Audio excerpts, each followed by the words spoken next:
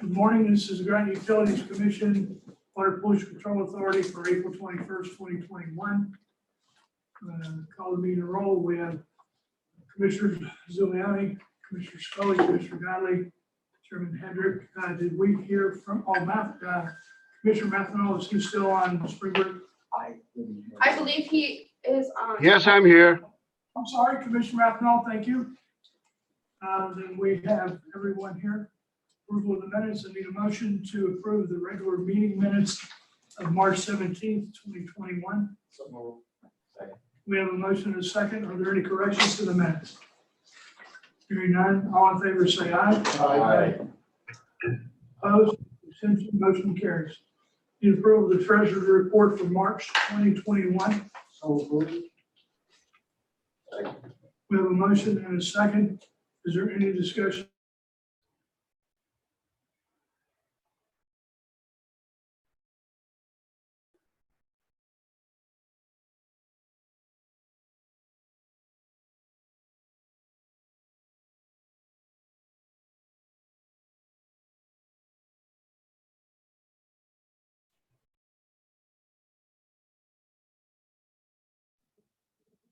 Sound is cut off. Okay. Who cut up? Unfortunately, it got cut off. We're fine. Okay, are we back up and Are continue? we back on? So Yes. I have just a comment on the certificate of excellence and reliability for the Yeah. utilities. So what that means is that our reliability is greater than 99%, and in our peer groups, we're in the top 25 in our peer group in terms of utility. So really good performance for the year of 2020. It's good news. And what I was going to say is that Groton Utilities continues to provide financial support to the community, which is always appreciated. So the next thing is public communications. In response to State of Connecticut Executive Order 7B, protection of public health and safety during COVID-19 pandemic and response for the suspension and modification of statutes dated March 14th, 2020, suspending in-person open meeting requirements. All public meetings will be closed to the public at this time. Public meetings will be available on Zoom with the information above, which is listed in the agenda. If you wish to address the commission, please send a written communication sent to Director's Office at grotonutilities.com by 9 a.m. on the date of the meeting. It will be read during this portion of the agenda. So I have two communications. One is from Sam Spano, 300 Thames Street. There have been 0 odor days since last UC meeting. This is a good sign. I hope it means that the problem's along. Settling tank. The warmer summer weather coming soon, hopefully will confirm this.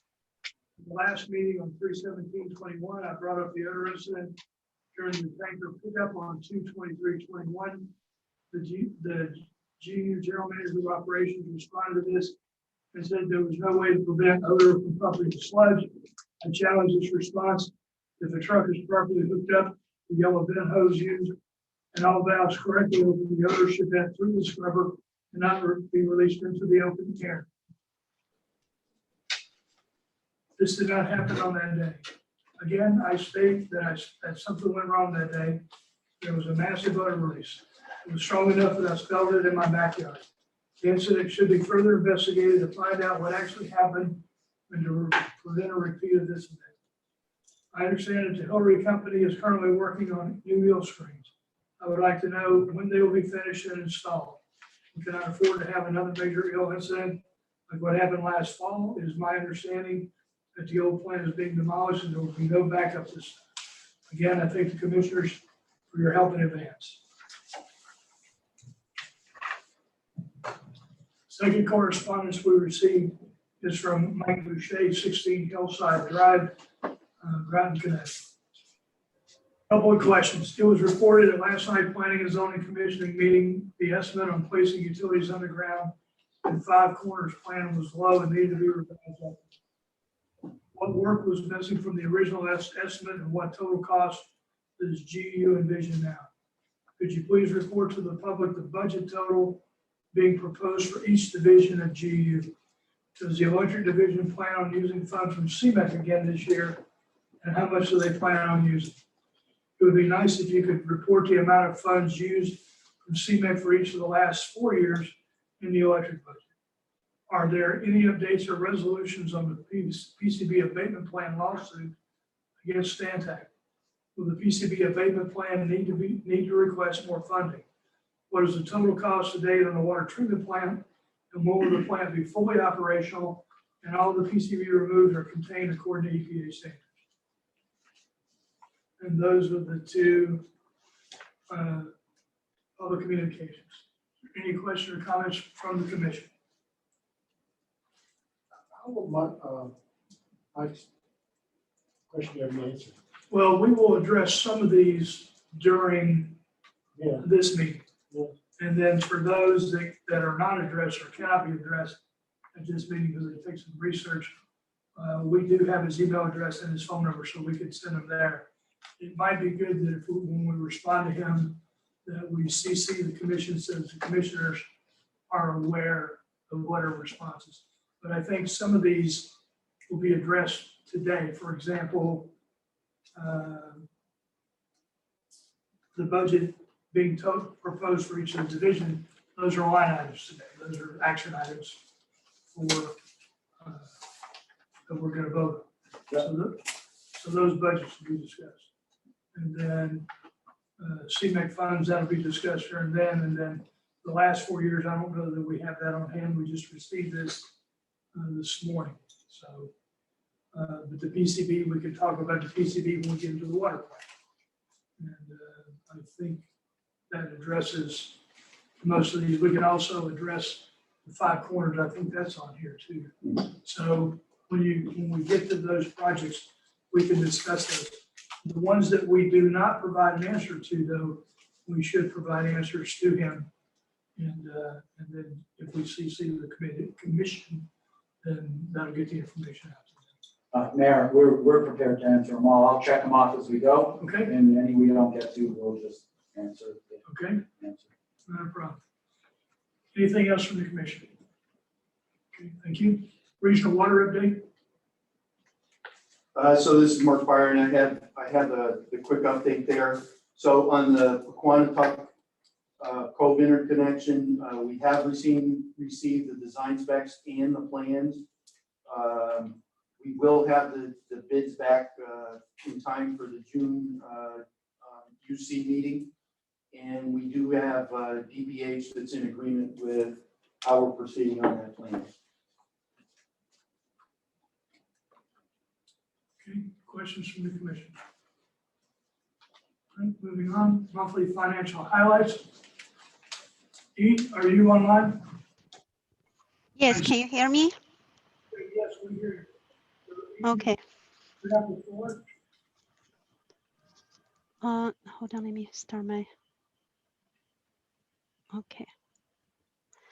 So, good morning, everyone. I'm going to review the financial highlights for this month, for the month of the March and the year today.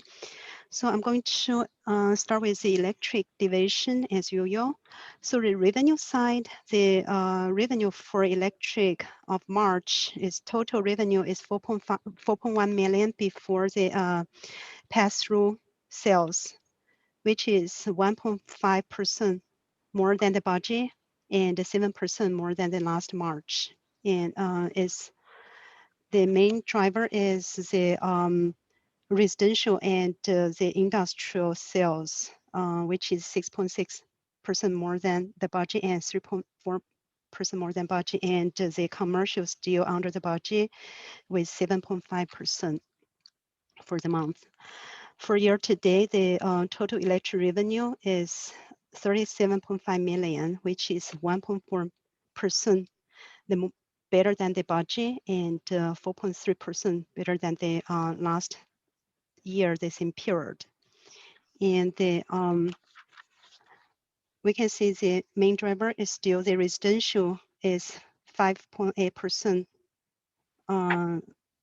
more than budget, and the industrial is 6.6% 6% more than the budget, and year-to-date commercial shows 9.8% below the budget, which is 1 million. This is overall for the revenue side. Any questions? Questions from the commission? No, please continue. Okay, for operation and maintenance expense and net income side, the operation and maintenance expense for March is 22.3% below the budget, which is mainly is cross-board. The training in cost haven't been spent, and the professional service, and another big thing is overhead. The more overhead allocate to the capital, which is the contribute to the lower operation maintenance expense. The net income for the month is 311,000 more than the budget. The favorable variance of net income is driven by the below budget operation and maintenance, and over budget the revenues. Operation maintenance expense for fiscal year today are 19% below the budget, and net income is 1.8 million more than the budget. The same, the favorable variance of the net income is driven by the below budget operation maintenance, and the over budget the revenue. So from this standpoint, the electric division side, the financial shows very strong at this point. And one last thing is the conservation funds. As end of the month, we still have 1.9 million on our funds, on our account. This is overall for electric division. Any questions? Okay. Thank you, E. Water, please. Okay. Water side, the revenue for March, its total revenue is 911,000, which is 8.7% more than the budget and 17% more than last March. And it's driven the favorable, the variance is driven by the industrial sales, which is for March is 31, almost 32% more than the budget.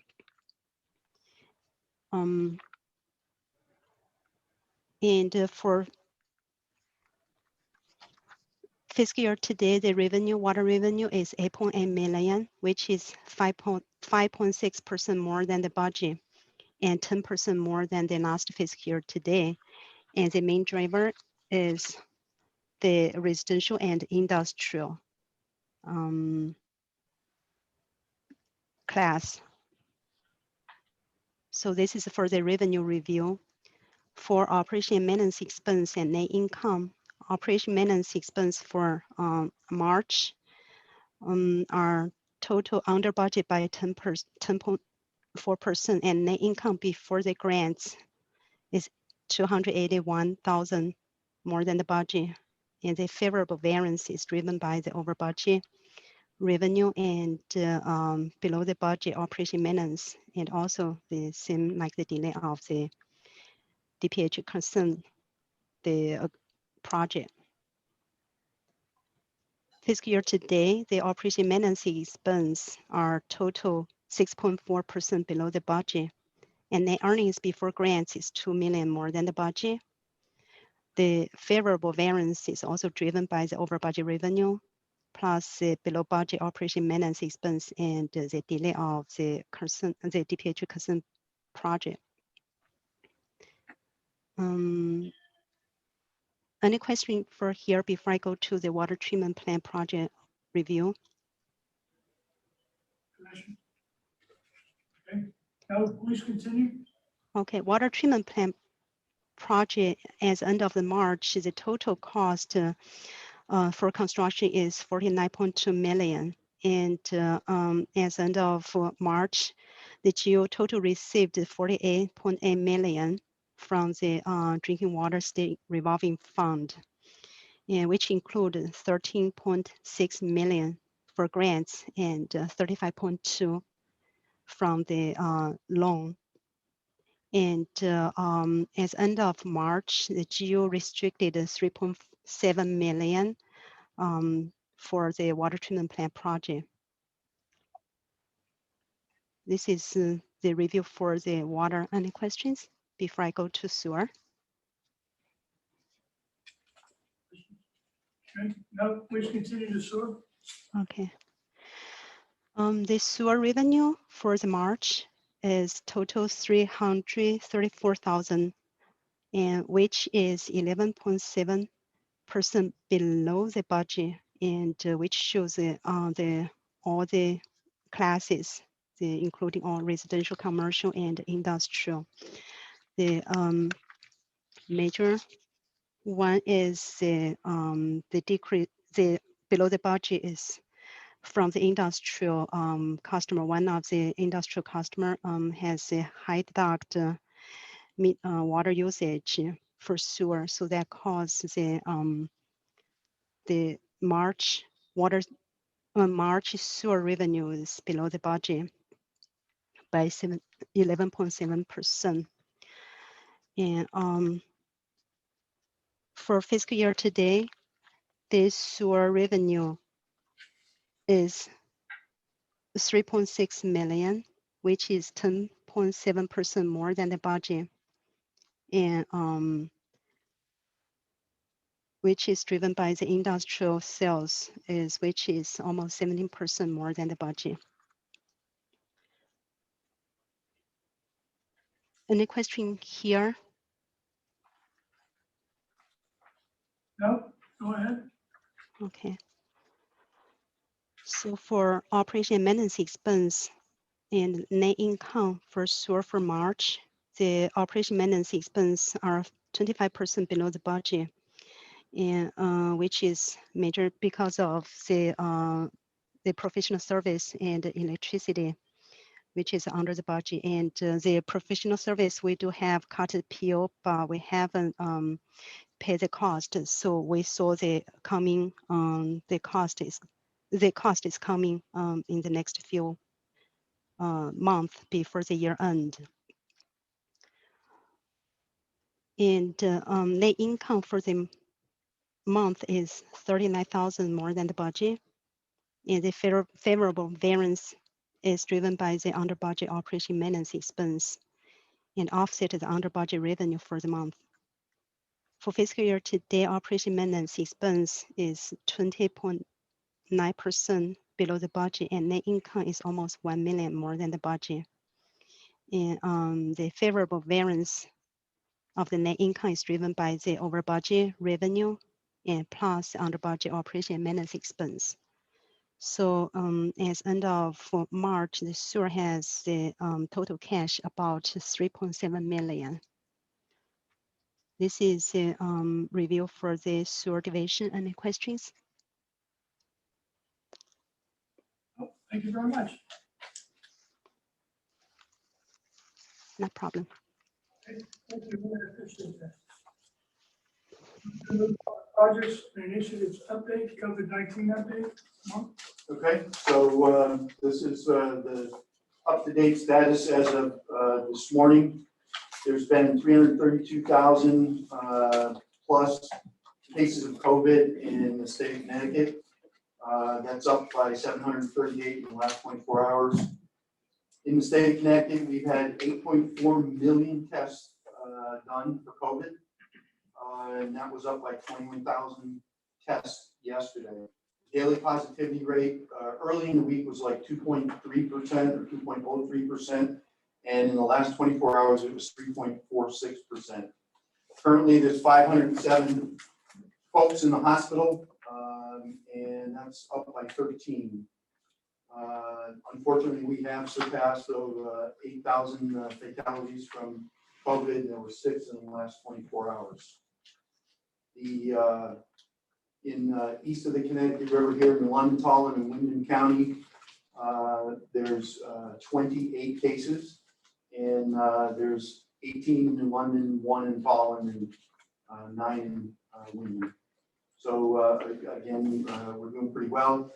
The governor has, the legislature did renew the executive orders until May 20th. And most of you saw the governor's press briefing, as of May 1st, even bar rooms are able to open and go back into business. By the 19th of May, what the governor was talking about was even the Dunkin' Donuts ball field would be at full capacity. And outdoors, you wouldn't have to wear a mask. However, the written press briefing on Tuesday morning talked about there would be clarification guidelines promulgated before those times. So what he said and what was in the press briefing are not quite the same, but I'm hopeful that at least down in Groton Utilities, we can make the mask mandate voluntary. That's my hope.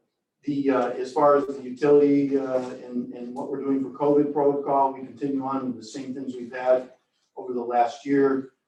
We did stop our weekly management call and went to an as-needed call, but we continue to take daily attendance and reconcile each and every case.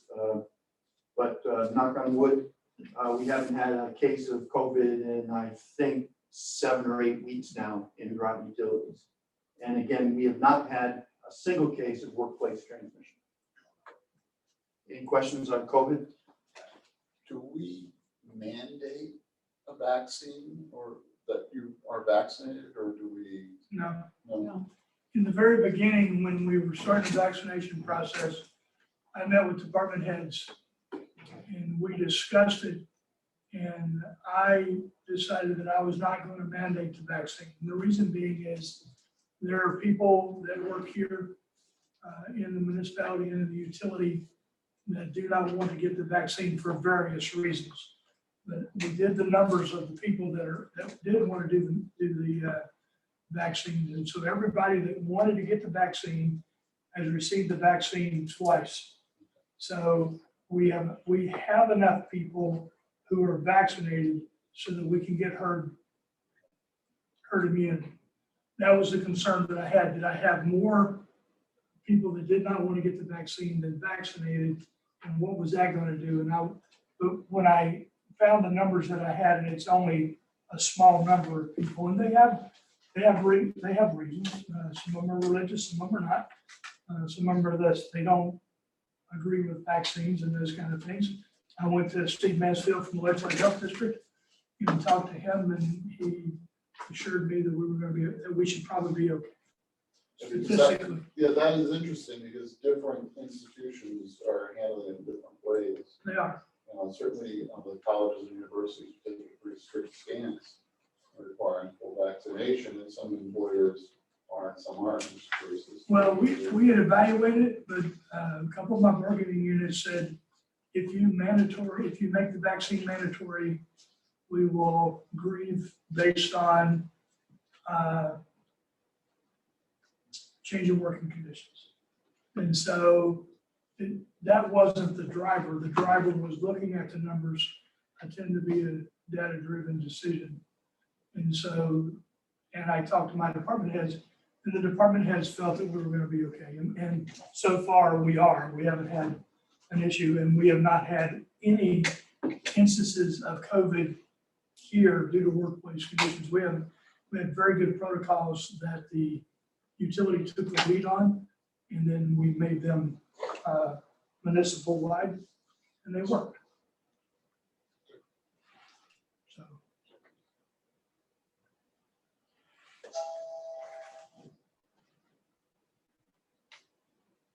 That's all I have. Okay, thank you.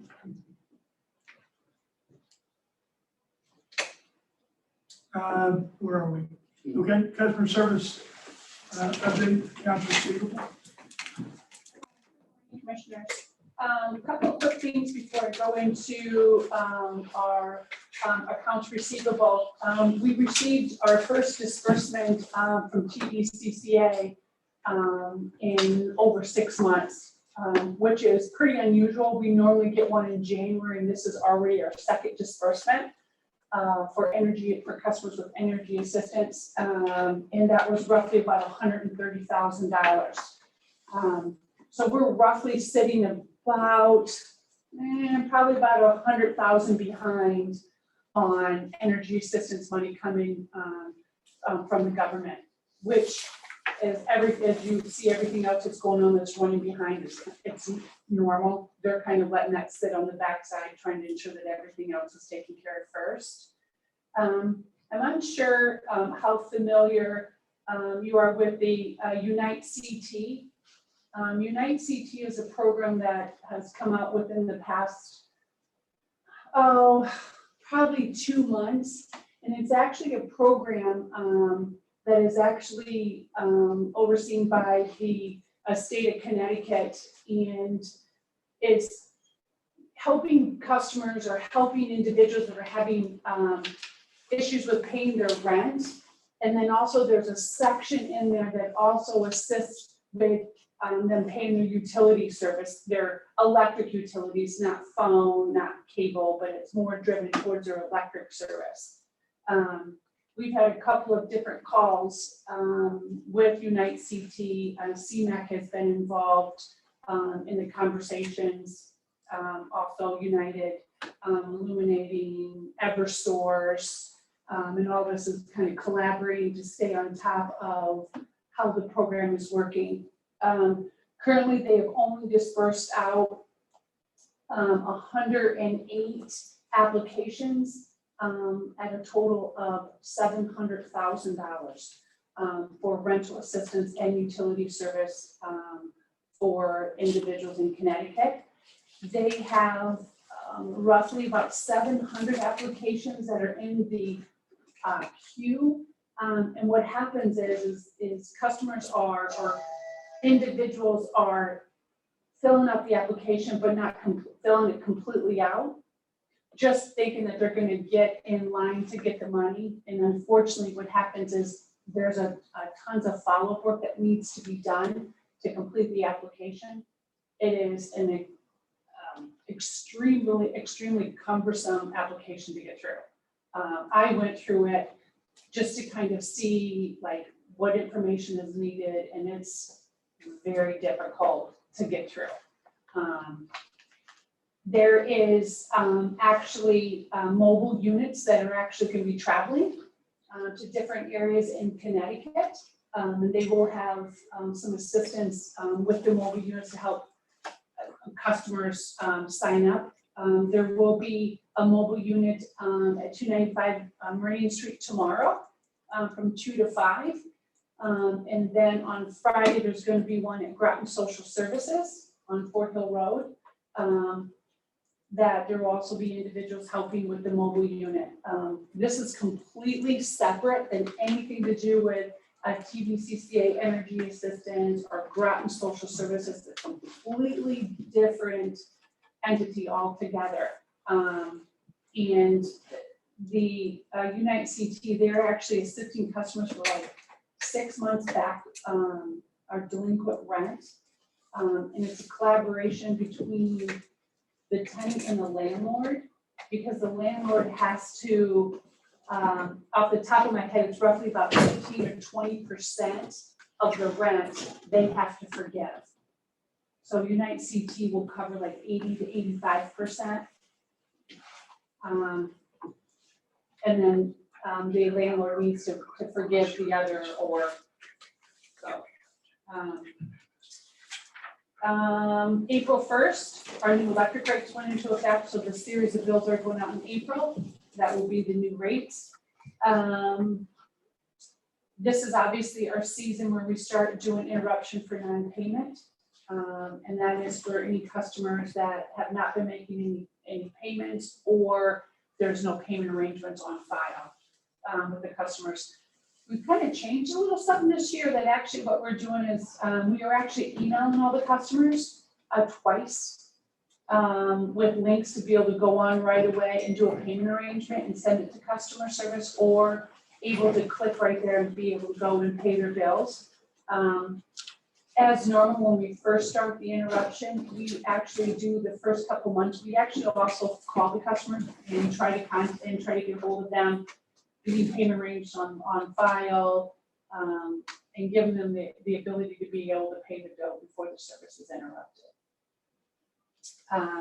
With that being said, Our AR, as far as delinquent at 31 plus past due, is sitting at 7%. So it's been pretty much at 7% plus or Yeah. minus the whole duration, right? We've got quite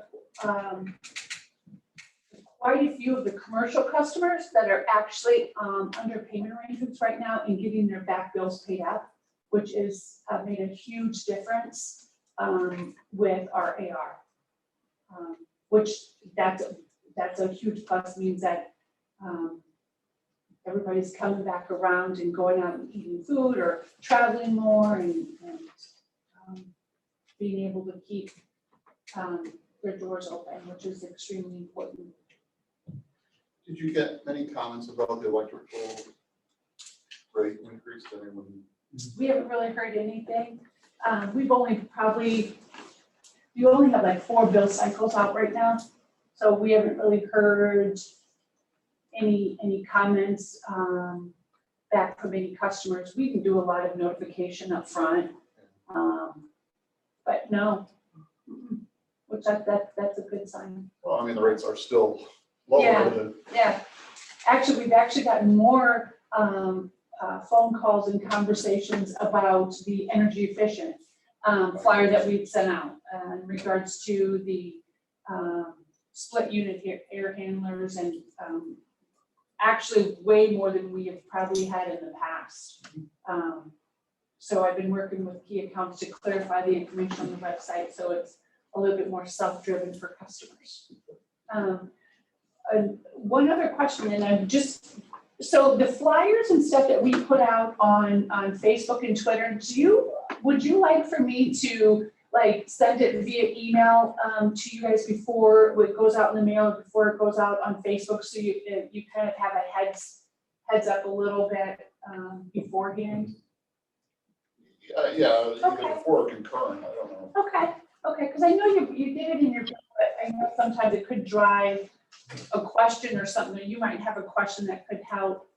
But I was just thinking about that because we've sent a lot of stuff out, a lot of bill notes, a lot of stuff on Facebook, and just thinking that maybe getting it in your guys' hands a little bit sooner might be helpful. Well, it's good news, we take credit for it, bad news, we blame the mayor. Okay. Well, so far our flyers have all been good news, so. But it's nice to know ahead of time. Yeah. If something's Yeah. coming up, because you can ask me a question. and Okay. Embarrassing when you say, "Oh, It is, because people do come up to you when you're on the beach or you're out walking around or somewhere else and say, hey, what do you know about this, or what's really going on, and those kind of things. So the more information and ammunition we can give the commission, the better. Absolutely. Care that our work and the individual doesn't have our public relations stuff also, between him and I will kind of orchestrate and ensure you guys get it before, or at least as close as when it rolls out. Sometimes stuff gets out there really quick.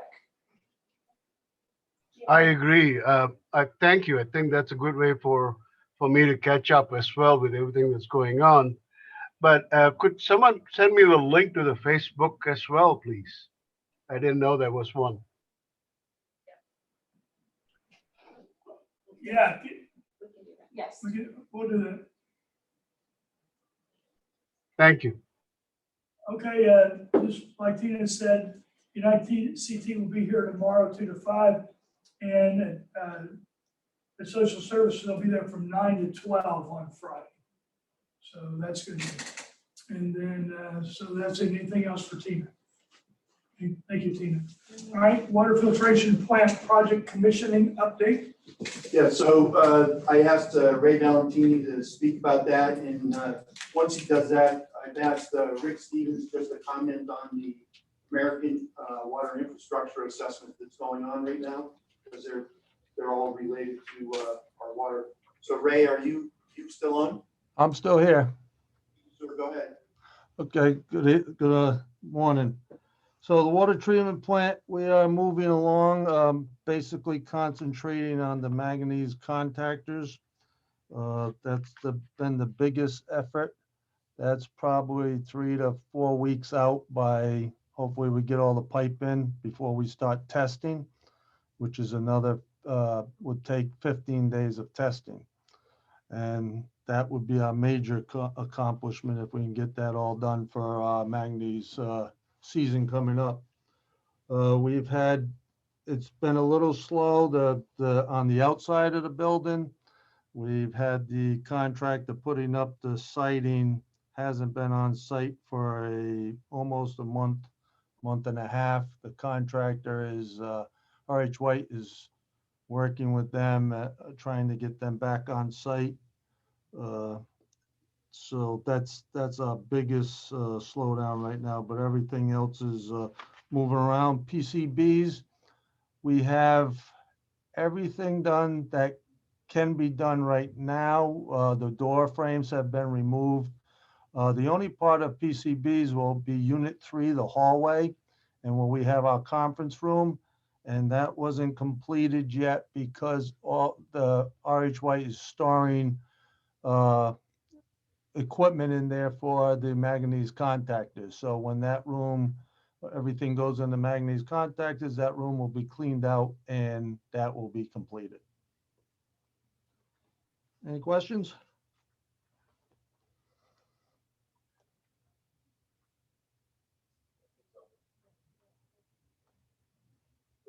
Do you want me to answer? I can answer. The PCB remediation? Yeah, I can answer those, or you can either one. So to address a couple of questions that were outstanding, I got a list, I'm going to keep checking them off.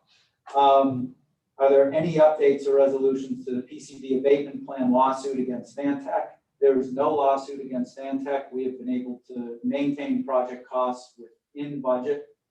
There is between an anticipated potential change orders coming, there's over $350,000 left in contingency.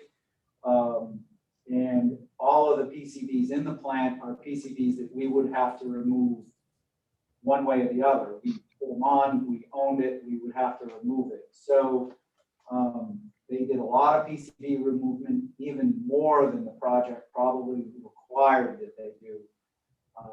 And at this point, there's no lawsuit because we're within the original estimated cost. If you remember, our contingency, Stantec and the team, Ray and the team, requested that we increase the contingency. We started this project to 10% to take care of found conditions as we moved along. So all of the PCB work has been done within the contingency. The next question was. Can I just ask? Yep. But we also, if I remember right, we looked into whether or not there was a claim against the manufacturer. I think we concluded that at this time there wasn't. Am I remembering that correctly? Yeah. So there, I mean, there could have been, but that's not on the table right now. It's not on the table right now. Additionally, attorneys can be very expensive, so you have to prep yourself for potential sunk costs, and then you need to go win, and you're going to end up settling. So normally, when you go through a project, you have multiple people losing, and you don't normally gain that much. But the next part of that was, will the PCB abatement plan need to request more funding? In the budget that everybody's seen, there's $500,000 planned in the next fiscal year for PCB abatement. Today, we will see a resolution that is part of that $500,000 of funding for next year. But we wanted to kick off environmental services to continue working on PCB abatement and come up with an approved plan with the EPA. So that work is going to be kicked off today with the approval of the purchase order to them. It's about $180,000. That will allow environmental services to continue working and come up with a final plan with the EPA. At that point, the rest of the work will be approximately $300,000 plus or minus. We'll have to get estimates for that. It's in the budget next year for $500,000 total spent. And just to piggyback on what Ron said, the teams worked very closely with the EPA and all the folks involved. And we actually pulled this in, if you recall, the original plan, this was going to take decades to finish, right? So it's really gone better than what we anticipated. It cleaned up better, Ray and Mike Weber and our partners from EPP have done a great job. And Ron renegotiated with the EPA regional coordinator for PCD disposition, and we'll have this done well within the 3 years and not take decades to do. So I think this is a good story all the way around. And the last question that I want to check off was, what is the total cost to date on the water treatment plant, and when will the plant be fully operational and all of the PCBs removed or contained according to EPA standards? And Mark just answered that.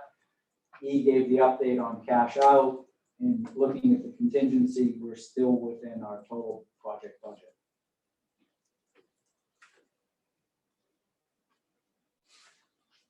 Is there any other questions on the water filtration plant project?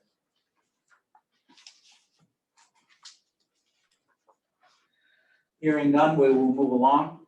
The next project update is the electric boat lines for electric.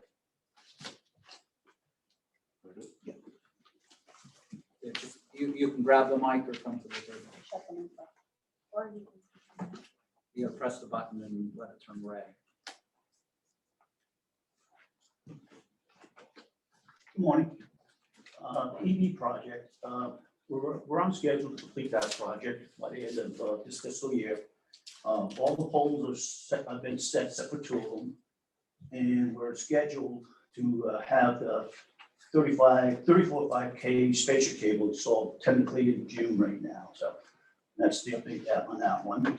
I'll do the water treatment roof, wastewater treatment roof project that's going out to bid hopefully by the end of this month. So, and I'm going to have What's the order of magnitude on that?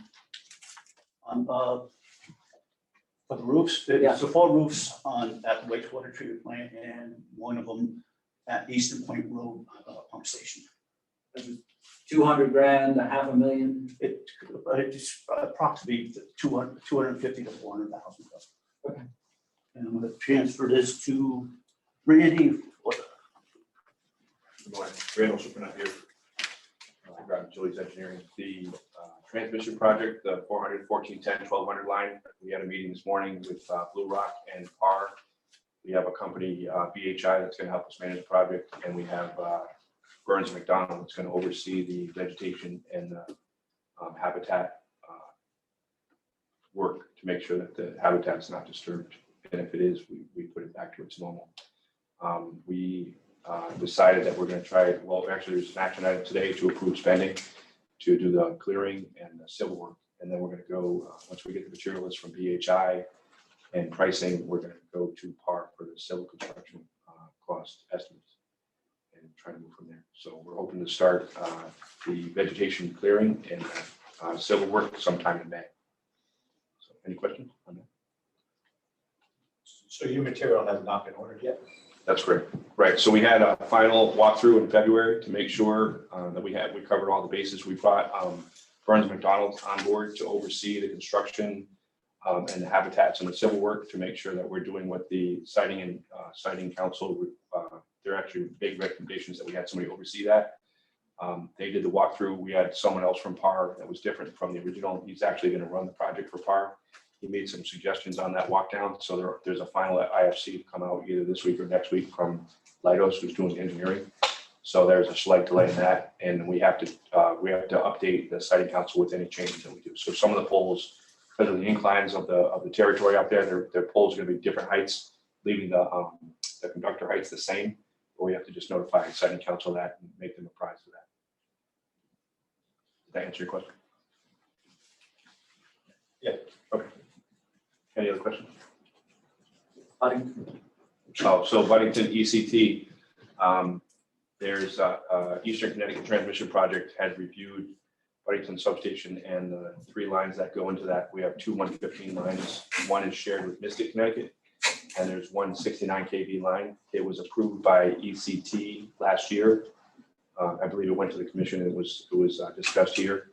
The approval went through, so we're planning. Right now, we're in conceptual design phasing right now with BHI Engineering to come up with a concept and a design for taking that terminal out and replacing it with a 115 design that matches the other two transmission lines. So we're hoping to have that conceptual design. I think they said next week they'll have that. And then we'll go from there into full design with BHI and other resources. So that would reconstruct that whole section. It would be bare and go to 115 overhead like the existing structures that are there would match.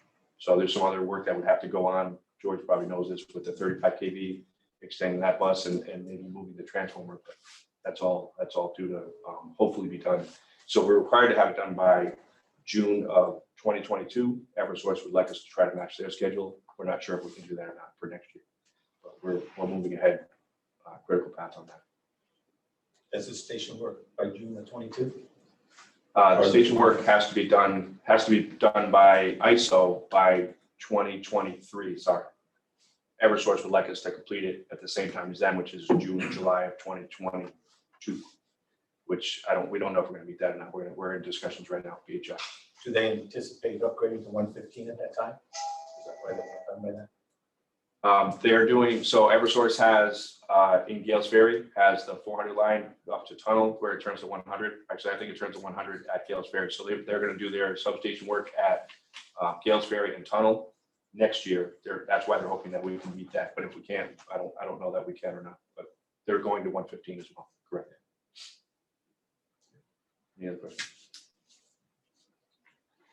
Thank you. Okay, wastewater treatment facility roofs. We're to 5 corners. Oh, you're at 5 corner. Oops, I'm sorry. Oh, it's internal. I'm sorry. I thought, because I heard you talk about transmission. My apologies. 5 corner. So to address one of the unanswered questions here, I wasn't at the P&Z commissioning meeting, but I can tell you that Groton Utilities asked for an estimate only for the underground utilities or our electric facilities to be undergrounded, right? I don't have any knowledge, nor did I ask the communications companies and the telcos or the Comcast or anybody like that. So the quote that we got is specific to the electrical infrastructure work that Groton Utilities would be responsible for. So that's what I asked for, and that's what I presented as the estimate. So I don't know what this other. And the order of magnitude was, this commission hasn't heard it yet. 1.5. 1.5, sorry. 1.5 million for undergrounding the lines at 5 corners to support this project and others. And that's our cost? Say again? We have to pay the 1.5? Well, that's the cost of the project. We're still, so we're trying to determine, so we have the cost of the electric, but you still have some other utility lines that would have to go under. And then the question would be, who pays for that, right? Is that paid for by the customer? Is that paid for by the city? Is that paid for by the utility? Is it a shared cost? Those kind of things. Those discussions are ongoing. I did not attend the public hearing last night, so I don't know what the flavor of that meeting was, whether it was positive or not. So I can't, if the project gets voted down, then it's not gonna matter. But if the project gets voted forward, then we're gonna have to figure out what happens from there. How much say do we have in that decision? Well, you guys, the commission will have a say. I mean, if the question is, we need to get buy-in for electric, for the utility to spend money, that will come through the commission. And then we will have other discussions on whether or not it's good to do. Should we do it? Should we not do it? And the conversation can get muddy because it talks about economic development and what's the role of utilities in economic development, if there is any, and all those kinds of things. But we're not prepared to have that discussion yet. But that discussion will happen here. You will not find out that the utility is bearing a cost of 1.5 million, and you read it in the paper, right? I mean, it's just like any other purchase and expenditure of money that would come to the commission, and the commission would vote on Right, it. right. You have my word on that. Right, currently it's not in the budget or in the plan. Were it to be brought into the plan or the budget by all the different discussions the mayor's talking about, we bring it here and talk it as a project. I mean, that 1.5 million is a construction cost. That is not a project cost, and that is a construction cost that does not include all of the auxiliary utilities that are attached to the poles, nor the complication of putting them all under on that intersection. So if you were to do a total, just ad lib, it's at least a $2 million construction cost. And then if you project it and have it managed, it would have to be managed by a professional firm. You're talking $3 to $4 million for a project to put the lines down on that corner. So the question at that point would be, should the ratepayers be burdened with that? Should the guy that's building a $20 million new facility just put that in his cost? Are there ways to do economic rebates, other rebates, tax incentives, and things like that? So the conversations are much larger than what can be dealt with in here. So the 1.5 million was just electric. It's just electric. There's Frontier, there's TVC, there's Comcast. There's we always call it the 911 cable that runs through there. As you know, from All the your fires. thing, we wouldn't estimate, Groton Utilities, we wouldn't estimate somebody else's costs like that. Right. Right. And that may be where those questions are coming from, based on what you said with the escalation in cost. All right, anything else on Five Corners? While we were in, no, but while we were in this part of the thing, I was going to address just the Cmec questions that were on the list that aren't coming up on the agenda separately. Okay, because. They could be in the budget too. Well, that's what I thought. We would discuss them when we talked about the budget. So Yeah, is that'll work. is that a more appropriate place to discuss them? I'll bring it up when we get on. Okay, then we'll do that then. All right. Anything else under projects and initiatives update? The only thing we didn't talk about was the American Water Infrastructure Assessment.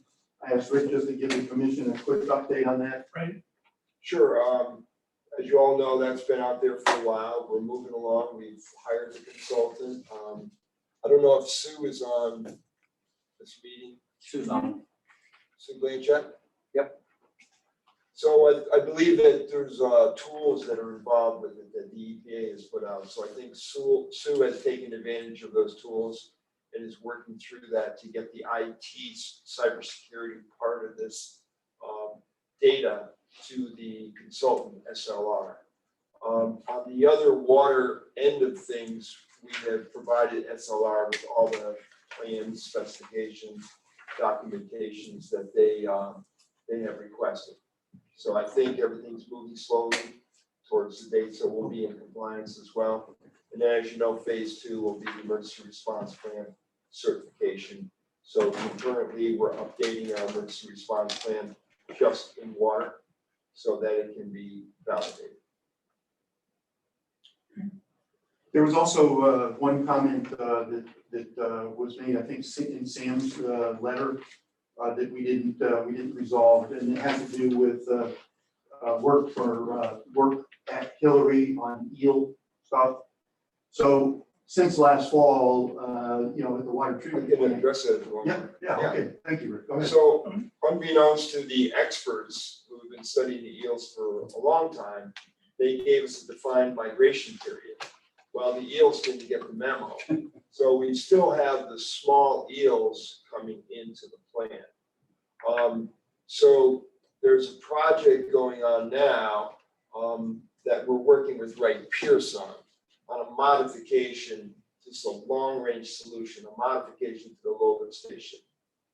But just as a sidebar, because we're going to be going into hydrant flushing soon and the rates from the plant will be higher, we wanted to make sure that the basket that was put in at the plant, at the intake to the DAP building, when the water rises up, what we wanted to do is just make a short extension on that and put a cover on that. That's why we've retained Hillary, and that's just a modest amount of money there, just to make sure when the water rises through the plant, that the eels don't spill over. But there's the long-range solution to this, which the consultant knows has certain timelines. We are looking at that. We've had several meetings on that. But the short-term solution, we're going to be doing locally, just to modify the existing. We're also looking at updating the screens, right? Yeah, that's the part of the low lift. It's going to be integrated into the whole load station. Right. They're doing an alternative analysis now, and we've had a few different meetings on that. And so that'll actually prevent the eels from getting anywhere near the water, not the water supply, but after the intake. It would actually be before the intake, Mayor, Right. that this would be implemented. Okay. All right, good. Anything else? Okay, we're ready to move on from projects and initiatives updates. Okay, we'll move into old business, wastewater treatment facility odor update. So we have no specific complaints actually in the last 3 months, other than the one incident Sam talked about where they were pumping sludge. Don't know why. We use all of the engineered controls we can. I can say that Ray Valentini and Joe Pratt did have a walk down with Ray Pierce to get a jump on things that we might be able to get a start on as part of the wastewater treatment plant study and assessment. So we continue to look for ways to improve the processes down there to continue to mitigate any odor emanating from that facility. But that's all we have this month.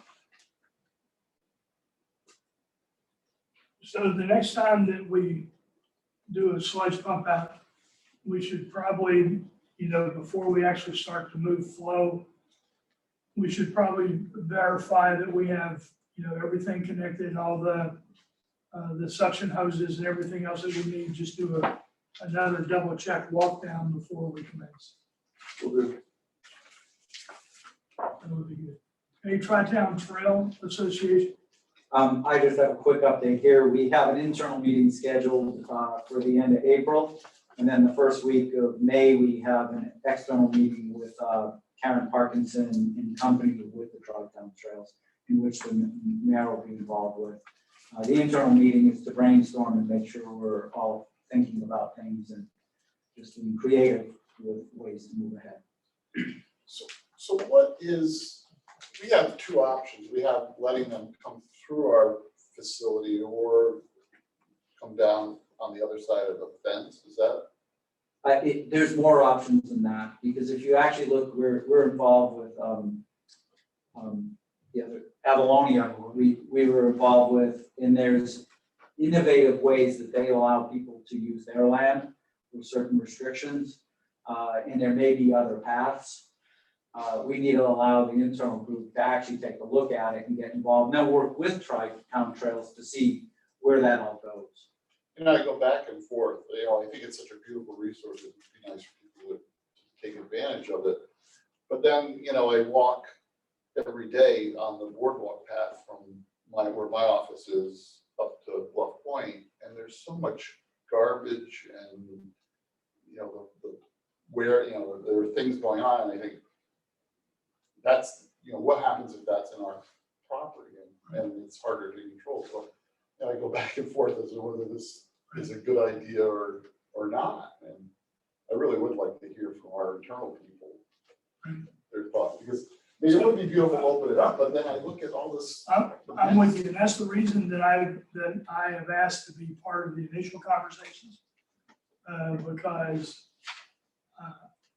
if you remember, it was brought to the commission because somebody asked, and so we brought it, and we said, sure, we can have discussions. The initial, this is these are initial discussions to try to find out what it is they're looking for, what can we do. We're a ways from opening up and allowing everybody free flow, free and unfettered access. The challenge is, how do you open it and allow access, and how do you do that? And is that free and unfettered access? Is that special times that we allow them? We've made agreements with Avalon and other people that we've opened up portions of the reservoir for walks. And that has been successful. So my thing is, from the meeting, is what is it you're looking for? Bring us because they're gonna bring a lot of information and say, okay, this area is able to do it, this area does it down in I think it's in New Haven or Hartford or somewhere, there's some that's open. Here's how they do it, why aren't you doing it? Those kind of things. And we will go in with an open mind about how we can look at things. But we internally, and then the commission, in the end, will need to decide, is this what we want to do? Right? Because, I understand that there are other people doing it, but do those things work here? And then in the past, the discussions have been, well, we just want to walk. And then it's like, well, nah, we kind of like to walk and we kind of like to have bicycles. And it's like, well, we kind of like to walk and have bicycles, and oh, by the way, we like to have horses. Oh, and then we like to have bicycles and walk and horses. And oh, by the way, we want to put our boats in the water. And oh, by the way, we also, after that, is, oh, we want to go overnight camping. So all of these things can be done, and they can be done well. And I do honestly believe that people that are truly committed to the hiking and those kind of things, they will probably bring out more than they bring in, because they'll pick up other trash and things like that.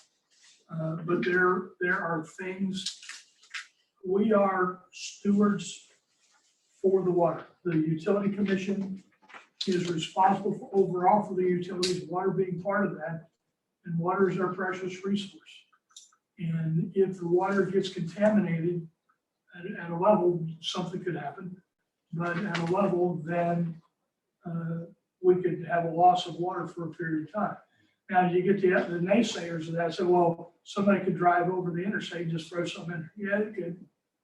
But, we cannot always be prepared for every bad act. You do the best that you can, but there's a lot to think about, and a lot of things that will come up, and this will come to the commission several times, because we will bring this up as a line item so that you guys are updated on the discussions and meetings, and at some point we will bring them here so they can talk to you, and so you as commissioners can ask questions and have interaction with the Tri-Town Trail. Not everybody. I'm not looking to bring all the hikers and bikers and everybody else. I'm looking at, we bring the executive committee and we talk about what we could do in those kinds of things. Because I've been following some Facebook posts, and they're doing bog trails and bog bridges and things like that up at the upper part, and they're very active in clearing walking areas. And walkability, bikeability is something that we're looking at in the city of Groton. We're looking to be able to go from Thomas Road all the way to Washington Park using trails and paths. So we would come through Birch Plain Creek, back behind Branford Manor. We're getting ready to have an easement across Groton Estates. And then there's a private owner we're going to need to get easement to, and then get with the town to go back behind where the school is. And then that will exit us to Pequannock Road right there near the end line. Then we cross the road, you go into the King property, and the town has already started the trail there.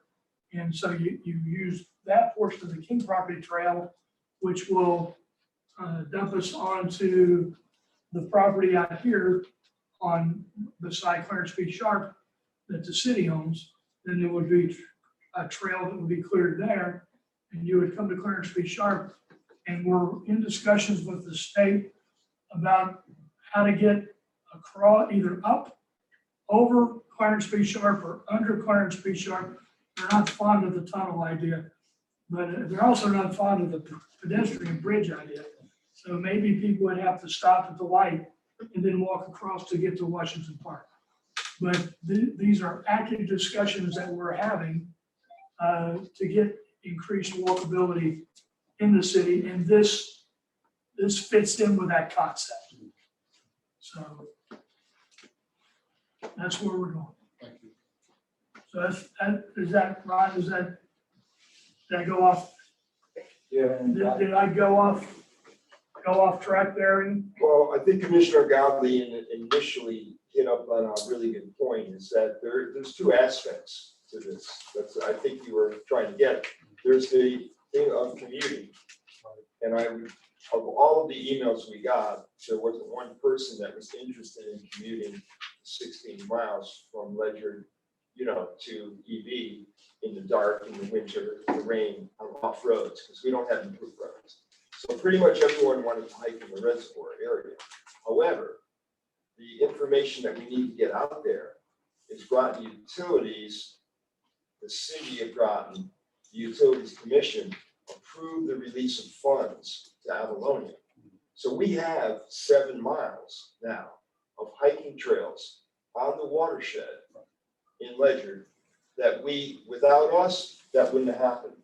And the Durham site that we were also involved in, that has another 4 miles that haven't been developed yet. But there's a trail map. Avalonia has an app now. You can download it. So before you go to a site, it explains which trail you're on. It'll show you altitude, whatever you need to have. So we already have what the majority of emails that were sent to us, we already funded to do that. So, and they're not the improved trails like Ledyard is just done. I think that was 1.2. I think the Connecticut Greenways Council has a number, it's $1.2 million per mile to have an improved trail for multi-use. That would be bicycle, baby carriages, the whole deal. So the trail network that we have, that we help support, that Avalonia has, is a natural trail. And there's all kinds of, natural things that people could observe and study and what have you. So I believe we already did what people already asked us for. The other area of being able to commute, if you look at the plan that was developed by Frost, it's basically a straight line. So it really doesn't consider like topography or anything. It's just a straight line, a vertical line north to south. So that would have to be investigated, like Commissioner Godley said, is that inside the fence, is it outside the fence? What about the road crossing? And there you have to involve DOT, right? Because you have I-84, the state, the town, city. So that, process, if that's really what the commission would like to go forward with the commuting aspect, that needs a lot more partnership, And then how do people safely cross Route 184? That's why that is a huge partnership event with environmental groups and all the regulators and DOT and the state and all the local governments, that end of it there. But in terms of being a hike in a watershed, you can go this afternoon and up to you do a 7-mile hike very easily. So. okay, Commissioner Giuliano. I hate to burden this investigation as we go into this further. If we find out from other sources how they did their trails and what they did pros and cons in regards to how they solved it. Then the question is, who's going to set this thing up physically? What's needed financially to actually establish trails so it's safe? What's the cost of maintaining this trail once it's in place? Because someone's going to have to oversee it, manage it, control it. Will it be Groton Utilities people? Is our insurance going to be impacted by this?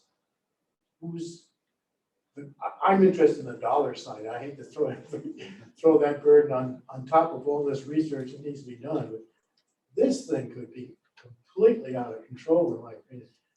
And if it's too much of a financial burden, that alone would scare me.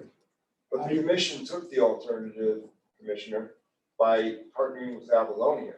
So Avalonia has built the trails, they've marked the trails, they've mapped the trails in our watershed. We partnered with them. Right. So in terms of that, now if you're talking about a network where someone could commute through woods and cross highways and roads and stuff like that, then you're right, that's a totally different matter. Now, I've walked all the trails of Reservoir 6, the MDC, on the top of Talking Mountain. I've walked all those trails. So those are all improved trails. There's lighting, there's gates, there's huge parking area. Because if you were gonna hike, like even the lower portion, where would you park?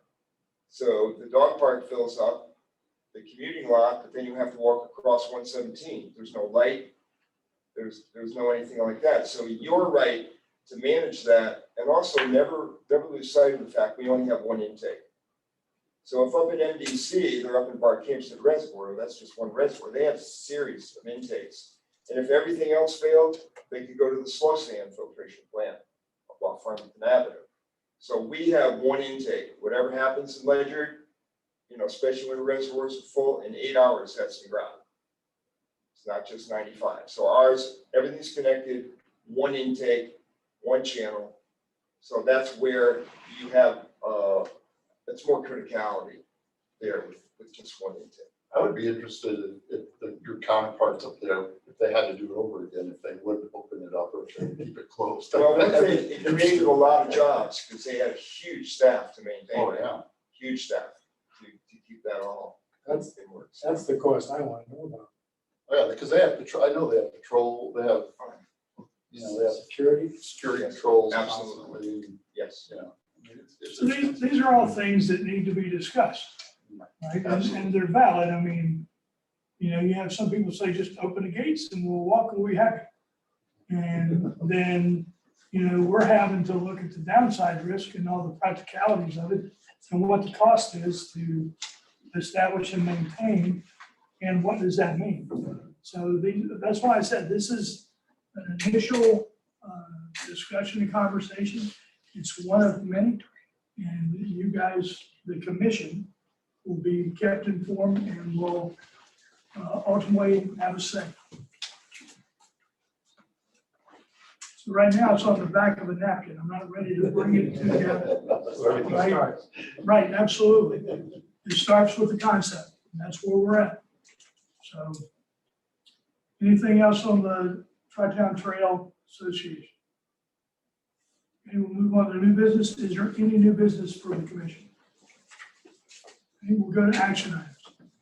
I need a motion for GUC WPCA 21-04-14. Consideration of an action to approve. Action to approve the operating and capital budgets for the electric division for fiscal year 2021, 2022, and furthermore, that the city council be apprised of this action and recommendation that they concur. So moved. Second. We have a motion and a second. I'll open the floor for discussion. Anything from the commission? There's no changes since the last time we reviewed this. With the draft budget still stand. I'll make a couple of comments to make sure we're just checking the boxes. And then finance can kick in if there's any comments from E or Ron. So basically with the electric budget, we have operating revenues are coming in for FY22 at 55 million, which is a 1% decrease. Operating expenses are coming in at 50.7 million, which is a 3% decrease.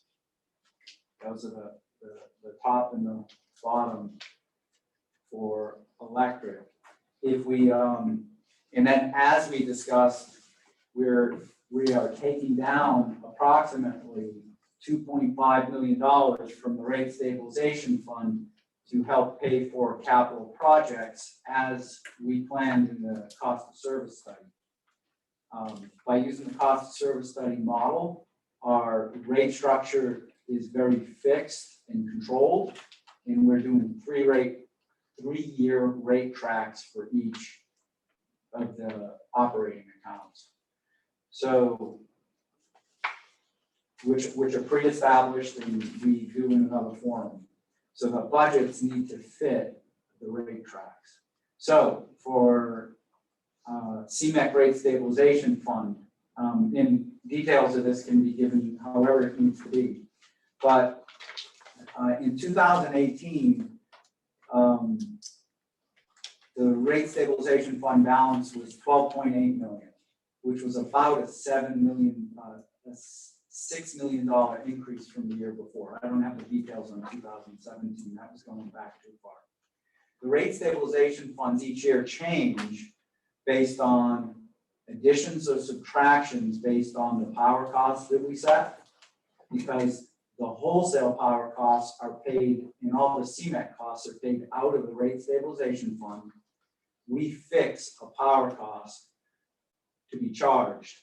The difference between what Cmec costs are and the wholesale power cost goes into or out of the rate stabilization fund.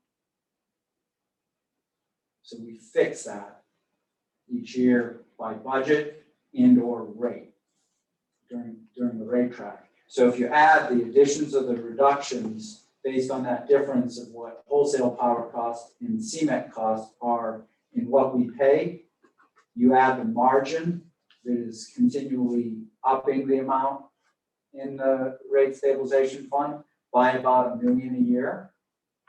And you add the interest, which is in the order of magnitude of $200,000 a year. You add any equity distributions that we take from Cmec, which over the last few years, we've had equity distributions as large as 6 million, as small as 0. And in 18 was 6 million, 19 was 1.3, and in 21 it was 2.8. And then there's other costs that flow in and out of there, which are basically Cmec overhead costs, such as settlements and other agreements that My director fee goes in. yes, there's a lot of other myriad of other fees that come in and out of there. And that's where those funds come from. So in the balance for FY 2018 was 12.8. The balance for FY 2019 was 12.8. The balance for FY 20 was 13.34. The projected for FY 21 is 17.25. In this budget, we're projecting at the end of this next budget that we just did, we're projecting FY 22 to come in at 14.6. This projection for the upcoming budget year shows no equity distributions because we don't know that's coming until it's actually voted on at Cmec. And then it also reflects about a $2.5 million takedown, a reduction in power costs to pay for capital improvements, as we discussed at last week's budget discussion. So on the pro forma income, you'll actually see that the power costs are reduced. And that's how that money is reflected on the company's bottom line. So I gave you the budget total for electric, and that's, I discussed the Cmec rate stabilization funds. And I also gave you a summation of at least the last 4 years as it related to the budget. If there's any other questions about the electric budget, please feel free to ask. Anything else on electric? Okay, for that, I'll take a vote. All in favor, say aye. Aye. Opposed, abstention, motion carries. Need a motion, WPCA 21-014, consideration of an action to approve the operating and capital budgets for the water division for fiscal year 2021-2022. Furthermore, that the city council be apprised of this action with the recommendation that it concur. Motion approved. We have a motion and a second discussion. That's just at our budget meeting. Is there any further discussion in the commission? Is there anything you want to add? I'm gonna give the high level numbers again, Okay. just so that we bring that up. The operating revenues for FY '22 are estimated to be 11.5 million, which is a 3% increase over current budget year. The operating expenses are estimated to be 11.4 million, which is a 3% increase over this current budget year.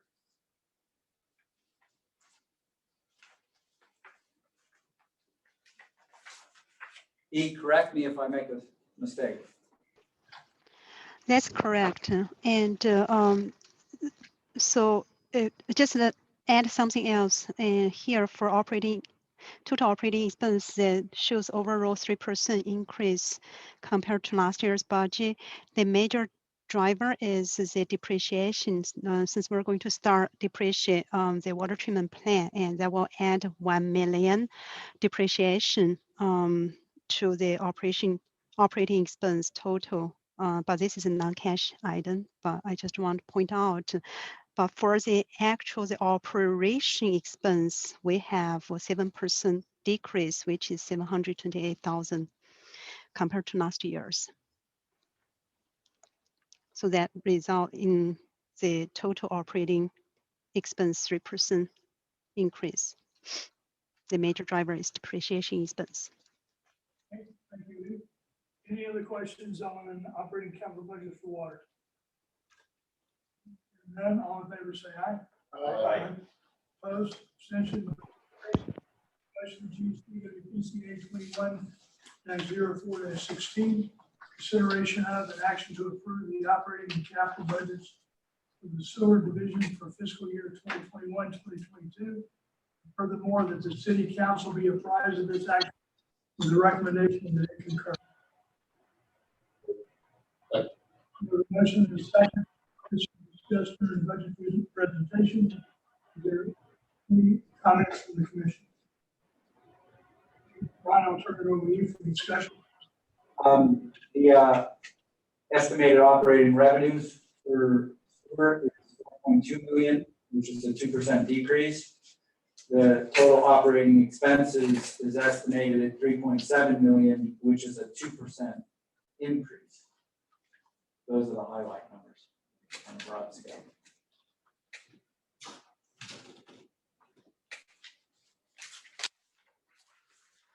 Any further questions on sewer? Hearing none, all in favor say aye. Aye. Opposed?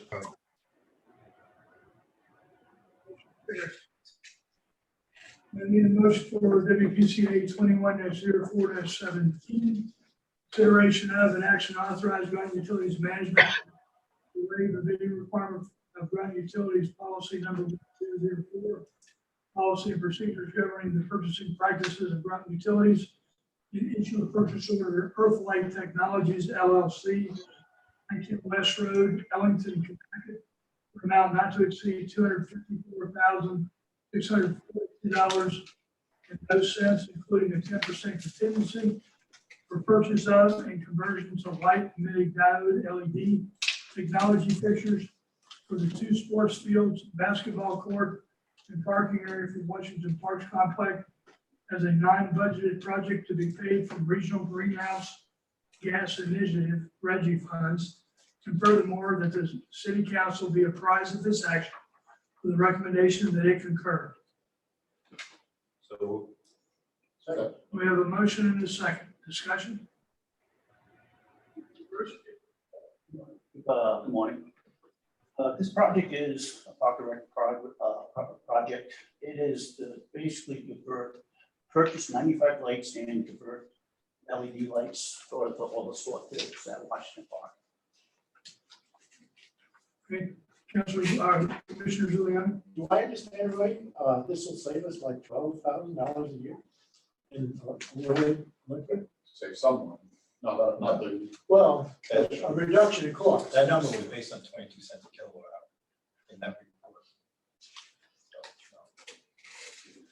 It's gonna reduce energy usage. Yes. Right, Yes. well, that's a good So there will be- statement. There will be cost savings somewhere to somebody, not necessarily to Yeah, the utility. how much of this is really from our pocket, or is it money that we were getting through? It's all the regional greenhouse gas money. So none of it comes out of operating funds or operating revenue. It actually comes via other ways through state funding. And that part is not, I see that it was established with money from the feds, but they have there's nothing that we need to do with the feds. No, we don't need to go get federal permission. This was, what drove this was going to be $80,000 this year, $80,000 next year, and $80,000 the third year in Mary Hill's Parks and Rec budget for the city of Groton. And Ron Newhouse and I were looking at that, and she was initially presenting. And we said, what if you look at Reggie funds? So we drove her over to key accounts.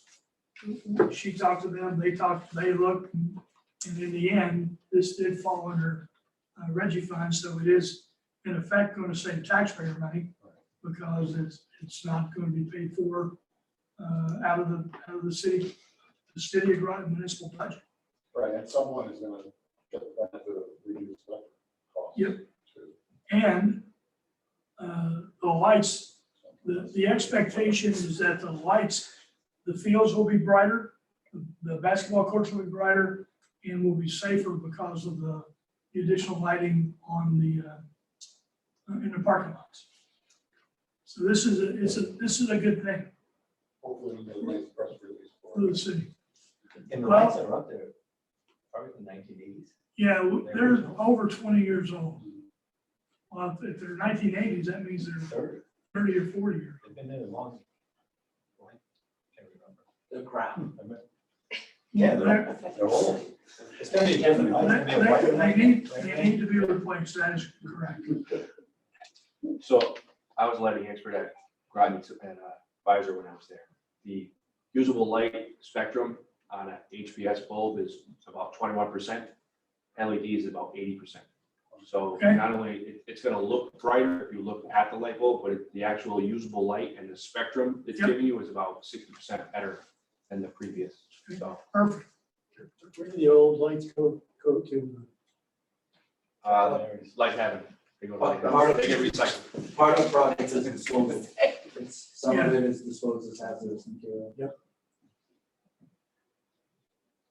Anything else on this motion? There's no zoning that deals with lighting or illusions or anything. Not in the park, we're not faced with needing to bring it.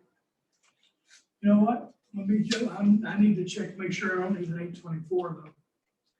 I don't think I do, but It sounds like a great idea, especially if it's not costing us anything.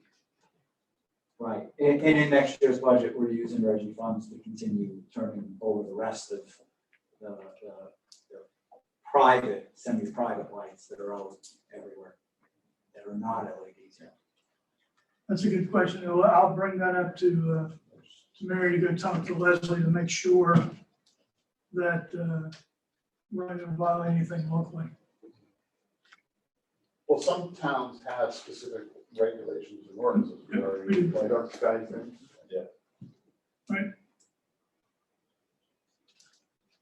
So make sure we do that. Excuse me, any other questions or comments on this? Any hearing none, all in favor say aye. Aye. Opposed, abstentions, motion carries. Need a motion for GUC WPCA 21-04-18.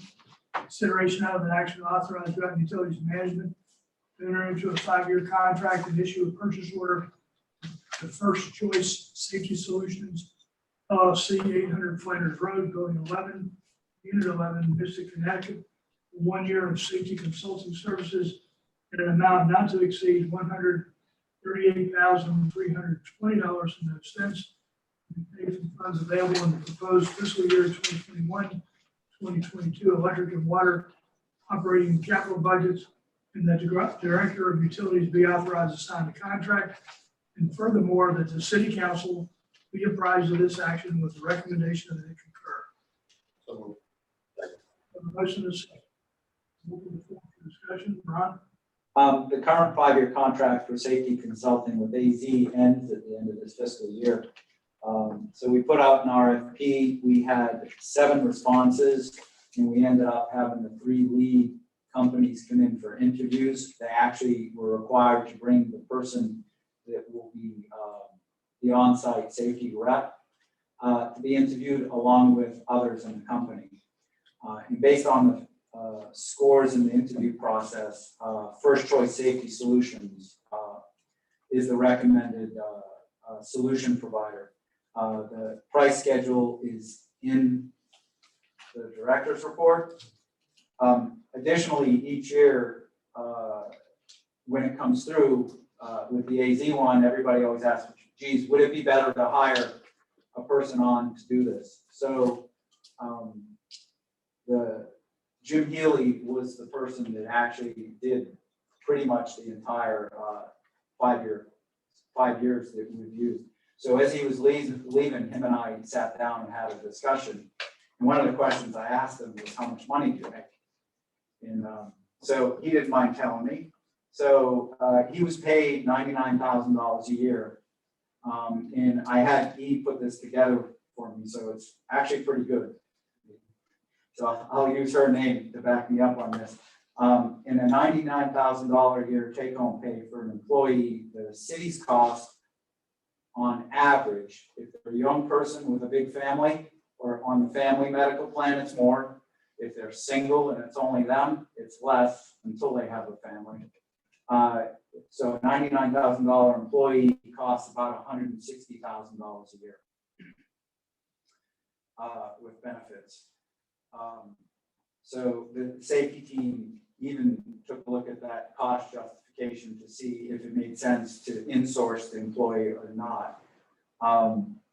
So for a cost basis, it's actually cheaper to hire the external firm. Additionally, what the safety team did is they looked at what they would prefer, and they decided that they would prefer an outside contractor to be performing these services.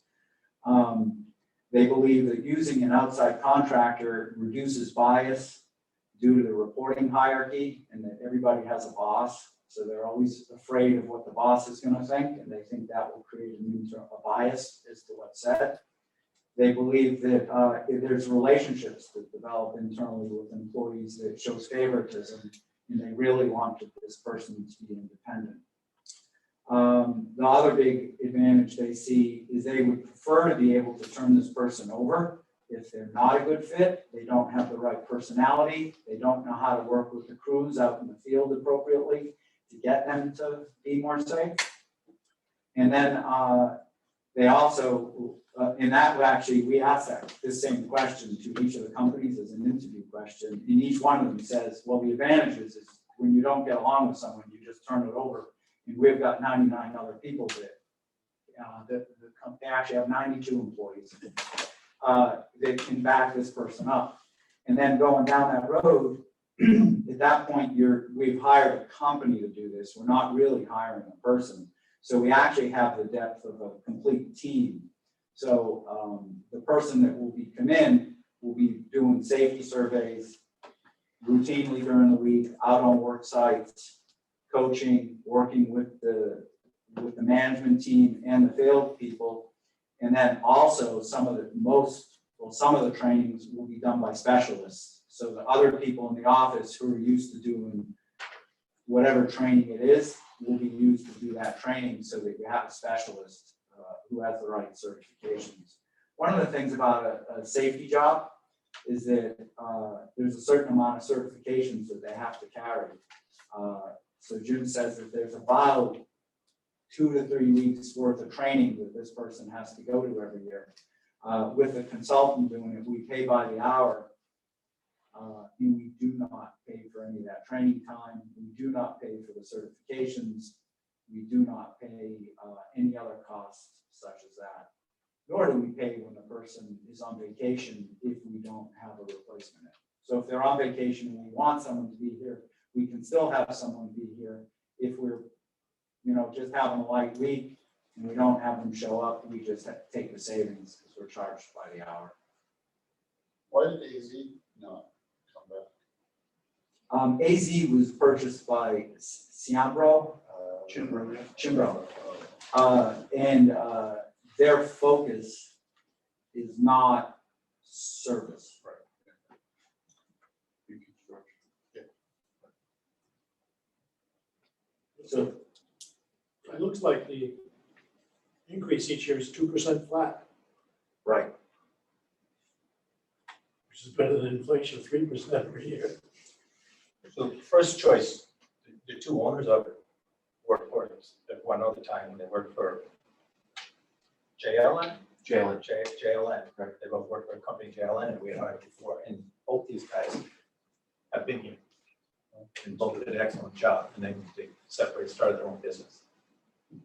So, Yeah, they started their own business about 6 years ago, 7 years, maybe it's 8 years ago, because it was a little ways before me. And in 8 years, they have 92 employees. Yeah. And they have their own place based in Mystic. So they have training facilities that we're allowed to leverage to take advantage they of. both live locally. Yep. And you want your safety to be independent of the organizational elements for all those reasons you mentioned, like friendships. If it's a company employee, they're looking out for the job too. Right? Don't make too many waves. It should be independent.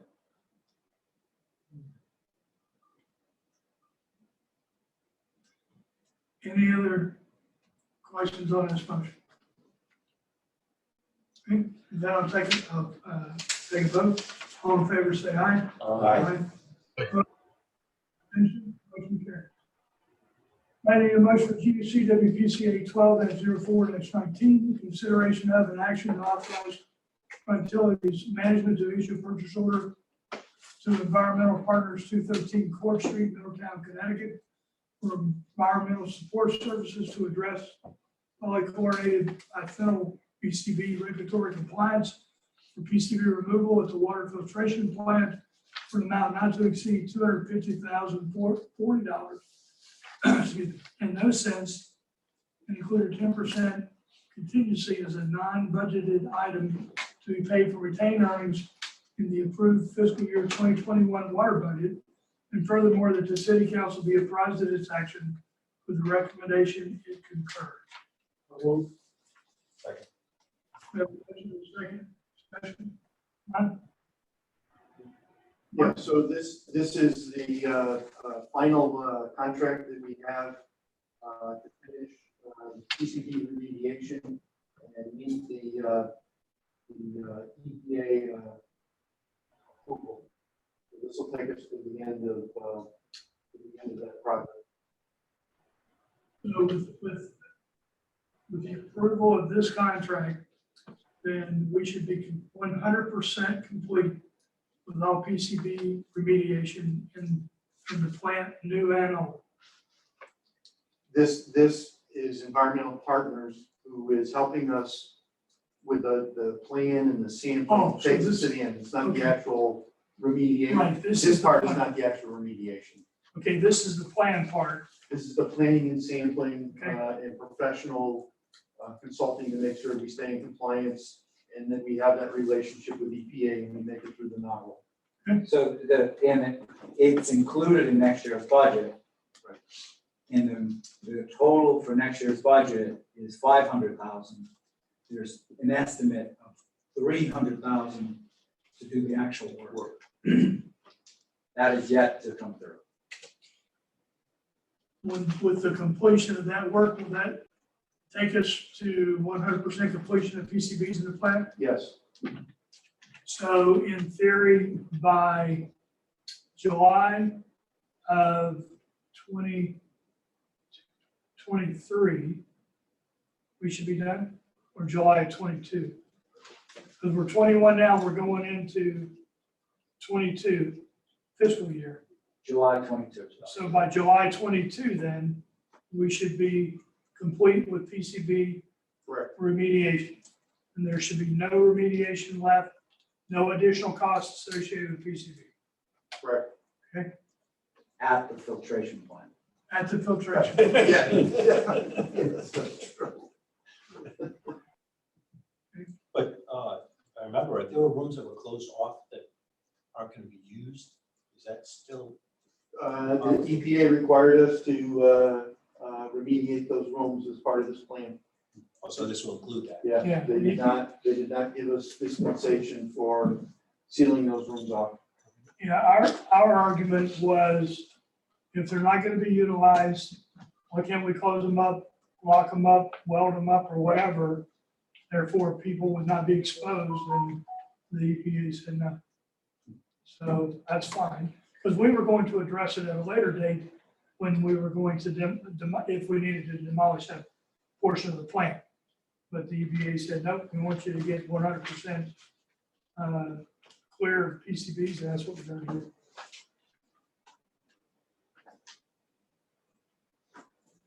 Not what we wanted, but that's what they said, so that's what we're going to do.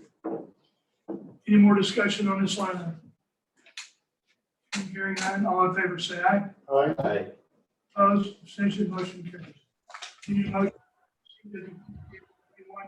21-04-20, consideration of an action to authorize Groton Utilities Management to issue purchase orders to Blue Rock, 15 Atwood Drive, Suite 301, Northampton, Massachusetts, for a total not to exceed $2,392,148.06, including a 10% contingency as an Eversource selected contractor to perform all land clearing, civil work, and pad construction for the vegetation clearing of the 1410, 1280, 400 transmission lines to be paid by the transmission line 1410, 1280, 400 Buddington Substation FY 2021 Bond Fund Project.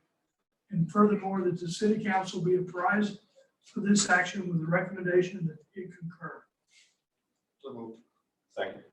We have a motion and a second. Discussion? Ron, Yeah, so I discussed this earlier. That has different divisions. They're a pretty large company, so they have a vegetation management part and they have the civil part. So those companies both worked on the Eversource portion, which is directly adjacent to our portion for Groton Utilities.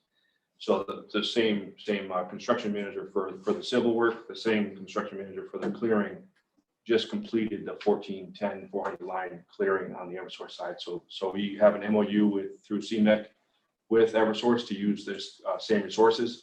So their unit pricing is being used for us to essentially map out and plan out the payments and the cost for this project. So the nice thing is they've just done it. They're going to use all the same requirements, safety, et cetera, daily work, log sheets, weekly log sheets, monthly reporting, scheduling, all that they use for Eversource. So we see that as a huge savings on the Groton utility side. Do I remember right in the end that we get compensated for this work? So this is 100% PTM, full transmission facilities. So we get, to summarize, we get about 10% per year on return for the life of the asset. They're saying these poles and structures should last another 60 years or so. They're going to be mild steel versus wood too, which is impervious to environmental impacts, woodpeckers, owls, damage. And then one of the things I read about was there's been a lot of single pole accidents where trees come down. Well, they'll take one pole down, but maybe the next pole.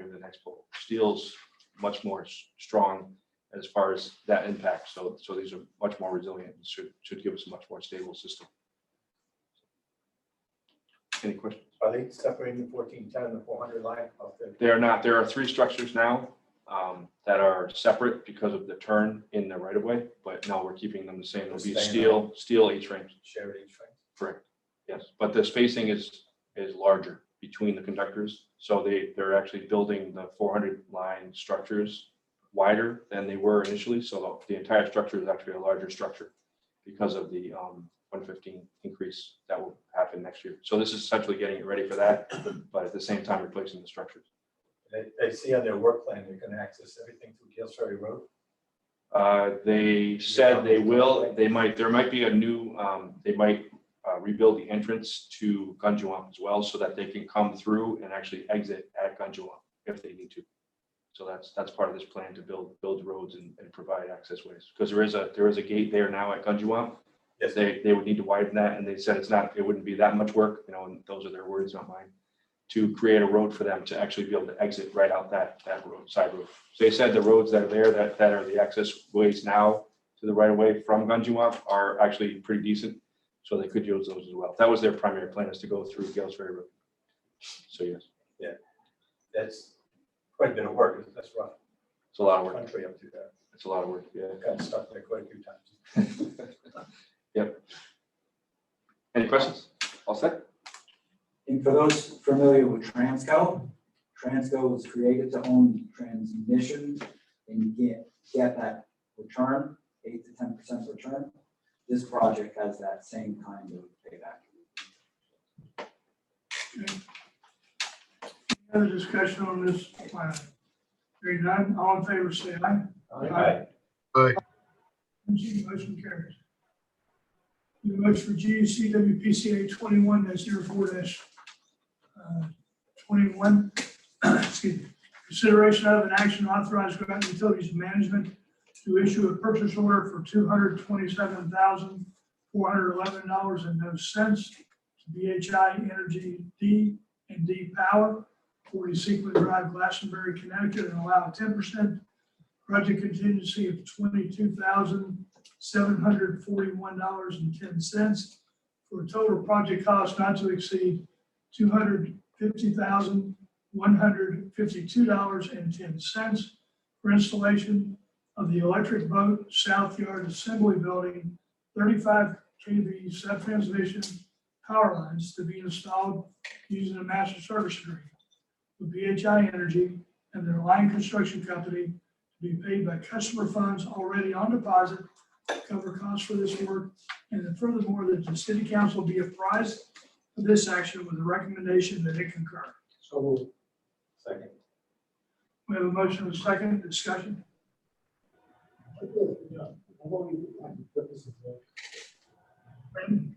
So we talked about this earlier, this is the two new 35 kV lines, so 35,000 volt lines. One coming from the intersection of Chester and Eastern Point Road, going down Eastern Point Road south and terminating at the new South Yard Assembly Building.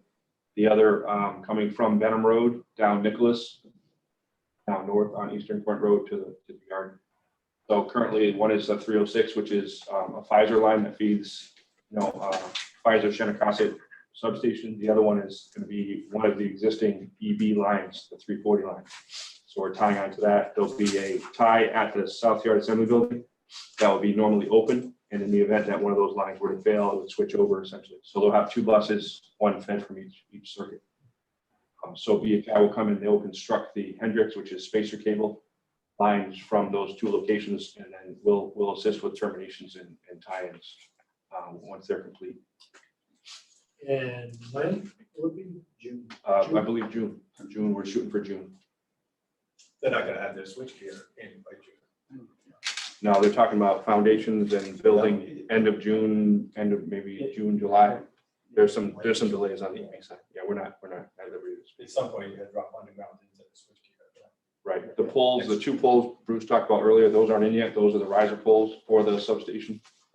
So those still need to be installed once they're grading and their locations are 100% issued for construction. They're not coming out of the existing switchgear with an underground. Right, they're tapping off the 340. 340, correct. They're tapping out at the street. So you'll see if there's a new I just pole saw the there. pole right in front of the Correct. switchgear down there. When they're taking a spare break right now. Coming up. No, they're coming right off the conductors in the air, going right up to the overhead conductors that will be installed. Yeah, if you go down Nicholas, you'll see the new poles that are in there. And at the end, Nicholas Benham, they were putting some cross arms up yesterday. Right. So you can see some of the work that they're doing down there. So we put all new poles down Eastern Point Road Nicholas and Benham, Yeah. it's touching three or four poles on Benham. We've replaced all those. So we'll have a whole new infrastructure for that. Any questions? Any other questions or comments on this line? Hearing none, all in favor say aye. Aye. Opposed? Motion carries. There is no executive session. I will take a motion to adjourn. There's a motion and a second. All in favor say aye. Aye. Opposed? Motion carries. We are adjourned. Thank you, commissioners, and thank you, staff.